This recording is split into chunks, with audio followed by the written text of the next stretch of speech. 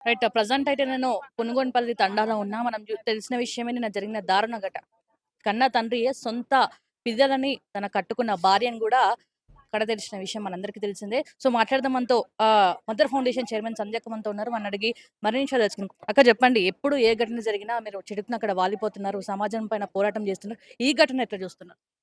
ఇది దుర్మార్గమమ్మ. చిన్న పిల్లలు. ఇది ఇప్పుడు ప్రేమించి పెళ్లిళ్లేసుకొని, పిల్లని చేతిలో మొగుడు, మొగుడు చేతిలో పెళ్ళాం చావడం ఇది వేరు. కానీ ఇక్కడ హంతకుడు ఎవరంటే తండ్రి. ఇక్కడొక భర్త. నూరేండ్లు నేను తోడుగా ఉంటానని పెళ్లి చేసుకొని నలుగురు పిల్లలు కన్న తండ్రే, తండ్రి భర్త దగ్గరనే భార్యకు నా గ గ భద్రత లేకపోతే ఇంకా సమాజం ఏం భద్రత కల్పిస్తది?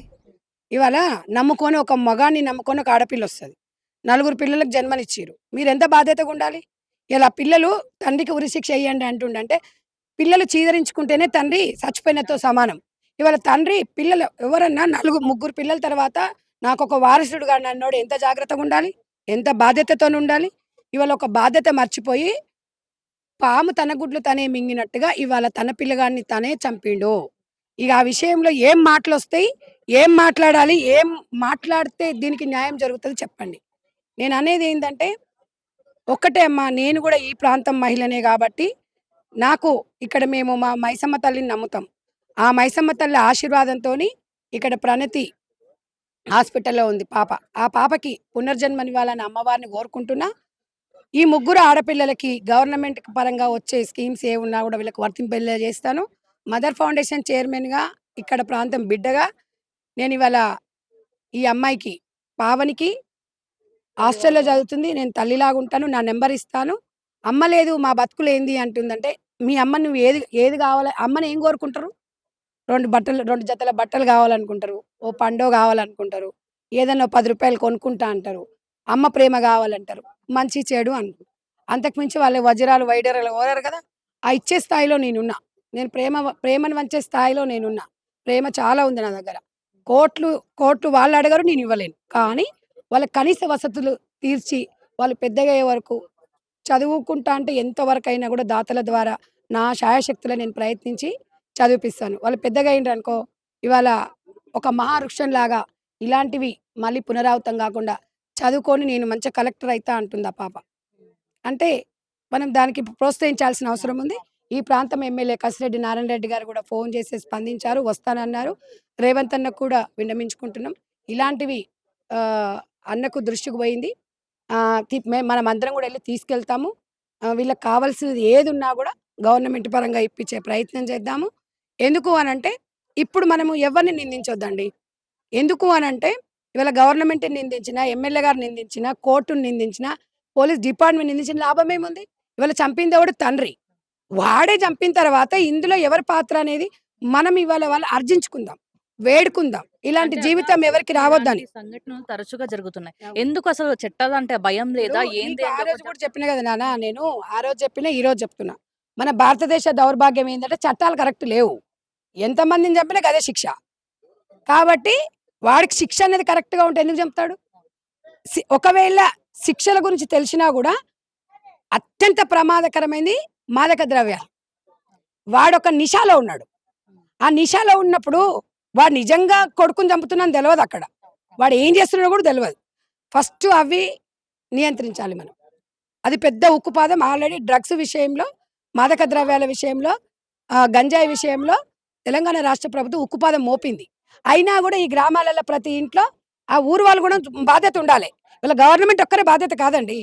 నేననేదేందంటే బా గవర్నమెంట్‌తో పాటు గ్రామస్తులు గూడా బాధ్యత తీసుకోవాలి.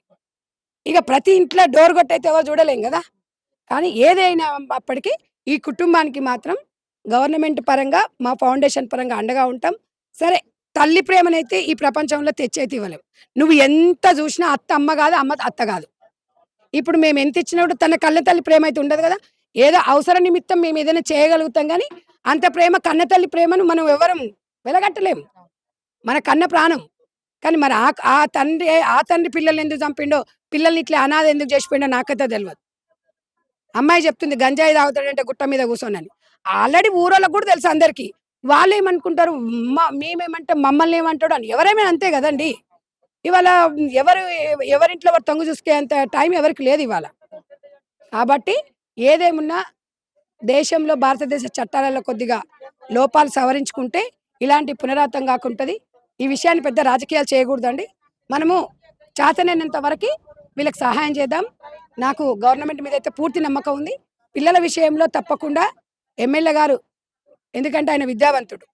ఆయన స్కూల్‌లో అయినా పిల్లల్ని చదివిపియడానికి ఆయన కాలేజీలు గూడా ఉన్నాయి. 100% తీసుకుంటాడనే నమ్మకం నాకుంది.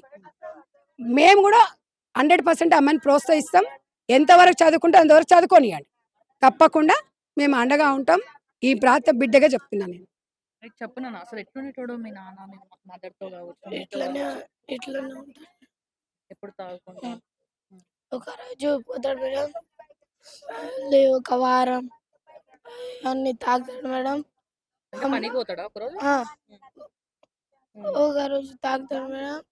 ఒకరోజు రోజు డ్రింక్ తాగుతాడు మేడం. గంజాయి తాగుతాడు గుట్ట మీద కూర్చొని. ఒక 3, 4 రోజులు ఆ గుట్ట మీద కూర్చుండంట మేడం. ఎవరెవరో ఫోన్ లైట్ వేసుకొని గంజాయి తాగిరంట మేడం. తెలుసా మీకు గంజాయి తాగుతాడంటే ఆ, తెలుసా? మీరు ఎప్పుడైనా చెప్పారా వద్దు నాన్న ఇట్లా చెయ్యకు, ఆ, తాగకు అని చెప్తారా? ఎన్నోసారి చెప్పారు మేడం. హ్మ్. ఏ ఏమంటుండే? ఏ ఆ ఏమంటుండే అట్లా చెప్తే? నీకేం అవసరం, నా ఇష్టం, నీకెందుకు, నేను చచ్చిపోతే నీకెందుకు అని చెప్పాడు మేడం. డ్రింక్ వేస్తాడు మేడం. ఎప్పుడైనా మంచిగా చూసుకున్న సందర్భాలు ఉన్నాయా? మిమ్మల్ని ఎప్పుడో బట్టలు తేవడమో కావచ్చు, అట్లా ఏమైనా చేసిండా? కొంచెం కూడా తేలే మేడం. మీ ఒక మదర్ చేసిందా? ఒక బట్టలు కూడా తేలే మేడం. ఇప్పటివరకి? హ్మ్. పుట్టినాం కానీ మేడం ఒక జత కూడా తేలే మేడం. ఒక బట్టలు కూడా తేలే మేడం. మా మమ్మీకి ఒక చీర కూడా తేలే మేడం. మా తమ్ముడికి ఒక ఇప్పుడు అంగి కూడా ఎంతమంది మీరు తేలే. మొత్తం నలుగురా? ముగ్గురు ఆడపిల్లలు మేడం. ఒక కొడుకు. నువ్వెన్నో ఆమెవి? రెండు ఆమె మేడం. రెండా? నీ పైన అక్కుందా? ఉమ్. మరి ఏం చెప్దాం అనుకుంటున్నావు మరి? వాళ్ళు వీళ్ళు వస్తున్నారు, భరోసా ఇస్తున్నారు మరి. మీ నాన్నకి ఎలాంటి శిక్ష ఇద్దామనేసి ఉరి అనుకుంటున్నావు? శిక్ష గట్టిగా మేడం.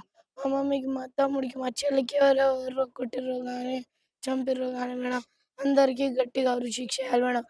వదలకూడదు మేడం. వదిలితే మాకు కూడా, మా తాత వాళ్ళకి, మా ఫ్యామిలీ మీ మొత్తంకి తాత ఎక్కడ? చంపేశాడు మేడం. మీ తాత ఎక్కడ? ఉన్నాడా? మీ తాతను కూడా తిట్టేటోడా? ఆ, తాత కూతుర్ని అందరికీ తిట్టాడు మేడం. ఎప్పుడు కొట్లాడుకుంటున్నారు ఆ, నాన్న మమ్మీ డాడీ? ఎప్పుడు? రోజు? ఆ, ఉమ్. ఎప్పుడన్నా అన్నాడా చంపేస్తా అని చెప్పి ఎప్పుడైనా బెదిరించిందా? ఆ. నీ నీ చావు నా చేతులే. ఎవరన్నారు? మీ మా- నాన్న, మీ ఆ, అమ్మతోటా? ఆ, ఆ. నీ చేతుల్లో నా చేతిలో, మా తమ్ముడికి కూడా మేడం నీ చేతు నా నా నా చేతిలో అని అంటే ఇప్పుడు చెప్పేటాడు మీరు మేడం. ముగ్గురు ఆడపిల్లలు కదా? ఆ, అంటే ఆడపిల్ల తర్వాత కొడుకు కావాలని చాలా ఆశతోటి అన్నారు. మరి మీ తమ్ముడిని ప్రేమగా చూసుకున్న సందర్భాలు ఉన్నాయా? మా డాడీ ఆ. మేడం. కన్నా కూడా మీ తమ్ముని కోసం లేదా? మా ఎన్ని సంవత్సరాలు మీ మమ్మీనే తమ్ముడు ఇప్పుడు? ఒక 7, 9 ఉంటాయి. మీకు? నాకైతే లెవెల్ ఉంటాయి. తమ్ముడికి 5 సంవత్సరం ఉమ్. 5 సంవత్సరం అయితే పెద్ద కొడుకు ఇక్కడ కట్టుకున్నాడు. పెద్ద కొడుకు ఇక్కడ కట్టుకుంటే ఉమ్. వారి కొడుకు రామదాస్, ఓకే. నేను తాత భూతాతను, భూతాత అంటే కట్టుకోండి ఆయన అని అన్న. అక్కడ కట్టిపిస్తాను అంటే నేను రాను, తాము మంచిగా ఉండదు అని అన్నాడు. కట్టుకోని అంటే కట్టుకోని. అయితే అనంతములు తాను నూరి ఇక నీ వాడు చూడ నేను చూడవు దగ్గర ఉండాలని చెప్పిన. ఉమ్. ఈయన్నే కట్టుకుంటాను ఆయన అని అది ఉమ్. కట్టుకున్నాడు ఉమ్. మంచిగా. ఇక సెలక చేసేటోళ్ళు ఎవరు లేరు కదా. సరిపల్లం తిన్నా, ఒడ్లు బండి వండి, బర్రెలు వండి, అన్ని వండి నాకు. అయితే ఇక ఉమ్, బియ్యం పట్టించి ఇంట్లో పెట్టింది. ఉమ్. ఇక పిల్లలు గింత గింత ఉండరు కదా, బిడ్డ ఉండేది మనోరాలు ముగ్గురికి నేనే సంపాదించుకున్నా. ఉమ్. ఇక ఎవరు చూస్తారు? ఉమ్. నేను పోయినట్టే అప్పుడు ఉమ్. దేశాలు పడుతుంది ఉమ్. దగ్గర చేసిన. ఉమ్. చేస్తే ఇక పెద్దగా అయ్యారు. పెళ్లి చేసిన ముగ్గురికి, ఉమ్. ఆడపిల్లకు 2 కొడుకులకు ఉమ్. పెళ్లి చేసిన. చేస్తే ఇక వాడంతలా వాడు ఈడంతలా ఏర్పడ్డారు. ఏర్పడ్డాక ఈడేమో వాడేమో చెవులు పెట్టేదో ఇల్లు కొన్నాడు. ఈయననేమో మిల్లు పోయింది. ఉమ్. వద్దురా ఊపిరి పని పో, అట్లా ఏం లాభం లేదు, ఇది తినాల్సింది, నీకు ఇక సంపాదం ఏళ్ళగడ్డ నుంచి నీకు ఇగో సంపాదిస్తే నీకు అవుతుంది, నీకు అక్కడికి వస్తుంది. చెప్పినా కానీ వినలేదు. ఎప్పుడు బీడి కూడా తాకపోయింది నా ముంద బీడి. ఒక్క నిమిషం. ఇప్పుడు మరి నువ్వెవరితోని ఉంటున్నావు అసలు? మా ఎవరు చూసుకుంటున్నారు? తాతతో. మీ తాత మంచిగానే చూసుకుంటాడా? నానమ్మ, తాత ఇద్దరు ఉన్నారా? మా మమ్మీ కూడా ఉంటే మేడం మంచిగానే చూసుకుంటాడు. ఎవరు అమ్మమ్మనా? మా తాత ఇద్దరు చూసుకుంటారా? మీ పిన్ని వాళ్ళకి ఇట్లా ఎవరైనా వచ్చిర్రా? రాలే. మంచిగానే చూసుకుంటారా మరి నానమ్మ, తాత గిట్ల? ఇప్పుడు వాళ్ళదే హాస్టల్ పోతావు, చదువుకుంటావు, మంచిగా చదువుకోవాలని ఉందా? ఇప్పుడు హాస్పిటల్ ఎవరున్నారు? మా చెల్లె ఉంది మేడం, మా అక్క ఉంది, ఇంకా మా నాయనమ్మ, మా డాడీ వాళ్ళ అమ్మ. ముగ్గురు హాస్పిటల్. ఇప్పుడు క్రిటికల్ సిచ్యువేషన్ వస్తుంది చెల్లికా? ఏమన్నారంటే డాక్టర్? ఇట్లానే ఉందండి మేడం, ఆపరేషన్ చేస్తే నాన్న బతుకుతా. పుట్టినప్పుడు ఉన్నావా ఆ టైంలో? హాస్టల్ హాస్టల్ నిన్న వచ్చినావు. నీకెవరు చెప్పారు? కొంచెం ప్రాణంగా ఉంది అని చెప్పారు మేడం, నాతోటి చెప్పాలి మేడం. ఇక్కడ వచ్చేది తెలిసింది మేడం. ఎట్లా అనిపించింది అమ్మాయి చూడండి? నువ్వు వచ్చే రోజు చనిపోయేవాళ్ళ? ఆ, ఎట్లా అనిపించింది ఆ టైం? మా డాడీ మా డాడీకి నేనే చంపేస్తా అని అనుకున్నాను మేడం. అంత కోపం వచ్చింది. ఆ, ఇప్పుడు ఏం కావాలనుకుంటున్నావు? అసలు నీ వాళ్ళ సైడ్ నుంచి, సందేక సైడ్ నుంచి కావచ్చు, ప్రభుత్వం సైడ్ నుంచి ఏం కావాలనుకుంటున్నావు? ఏం ఆయ్ ఊరికే డాడీకి అయితే గట్టిగా శిక్ష అని. అదొకటే, ఇంకేం వద్దు నీకు వేరే సైడ్. నీ బతుకు నువ్వు బతుకుతా కానీ ఇంకా మా చెల్లి కాపాడండి. అంతే. రైట్.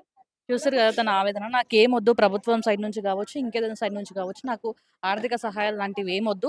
ఖచ్చితంగా మా నాన్నని ఉరిశిక్ష విధించాలి. మా నాన్నకి ఉరిశిక్ష వేయాలి. మా చెల్లిని కాపాడాలి అని చెప్పేసి ఆ ఒక్క విషయమే ఎవరడిగినా కూడా ఆమె ఆ ఒక్క విషయం తప్ప ఇంకేం చెప్పట్లేదు. నాకు ఎలాంటివి కూడా వద్దు. నాకు నన్ను హాస్టల్ నుంచి రాగానే నా తల్లిని చూడంగానే నాకు మా నాన్నని చంపేయాలంత ద్వేషం వచ్చింది అని చెప్పేసి కూడా ఆ అమ్మాయి చెప్తుంది. ఏదేమైనా కూడా ఖచ్చితంగా మేము ఆదుకుంటున్నాం. ప్రభుత్వం సైడ్ నుంచి కూడా మేము ఖచ్చితంగా రెస్పాండ్ అవుతాం అని చెప్పేసి కూడా మదర్ ఫౌండేషన్ చైర్మన్ సంధ్యక్క చెప్పే పరిస్థితి అయితే కనిపిస్తుంది. ఖచ్చితంగా మేము వీళ్ళకి అండగా ఉంటామని చెప్పేసి కూడా ఇక్కడ ఈ నియోజకవర్గానికి సంబంధించిన ఎమ్మెల్యే కూడా చెప్పే పరిస్థితి కనిపించింది.